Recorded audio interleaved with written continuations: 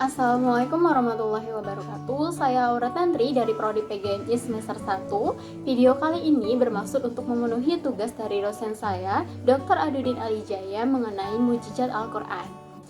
Al-Quran menjadi salah satu mujizat terbesar yang diturunkan Allah Subhanahu wa Ta'ala melalui malaikat Jibril kepada Nabi Muhammad. Al-Quran sendiri berisi tentang ajaran, suatu akidah ibadah, suatu peringatan, nasihat, dan juga kabar gembira. Al-Quran menjadi suatu sumber hukum Islam dari segala sumber hukum yang ada.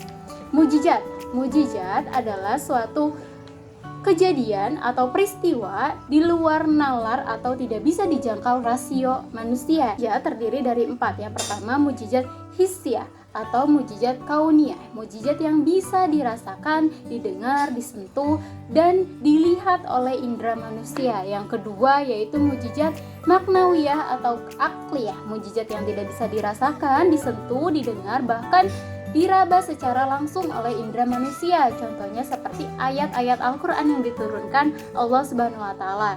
Dan yang ketiga yaitu mujizat sakiyah, mujizat yang keluar dari tubuh seorang nabi atau rasul, contohnya seperti air yang keluar dari celah-celah jari tangan Rasulullah SAW. 4 yaitu mujizat salbiah atau mujizat yang membuat sesuatu menjadi tidak berdaya. Contohnya seperti Nabi Ibrahim yang dibakar hidup-hidup oleh Raja Namrud, tetapi api tersebut tidak berdaya, bahkan tidak bisa membakar Nabi Ibrahim alaihissalam. Al-Quran sebagai salah satu mujizat terbesar. Mengapa demikian? Karena Al-Quran itu bersifat kekal abadi, sementara mujizat nabi-nabi sebelumnya itu bersifat fisik atau hissiyah, yang artinya akan habis ketika berlalunya zaman atau lekangnya zaman. Sementara Al-Quran itu dijaga kemurniannya sendiri oleh Allah Subhanahu wa Ta'ala. Aspek-aspek kemujizatan Al-Quran. Yang pertama, pemberitaan yang gaib. Yang kedua, kesesuaian Al-Quran dengan hukum, akal disertai dengan ketelitian makna.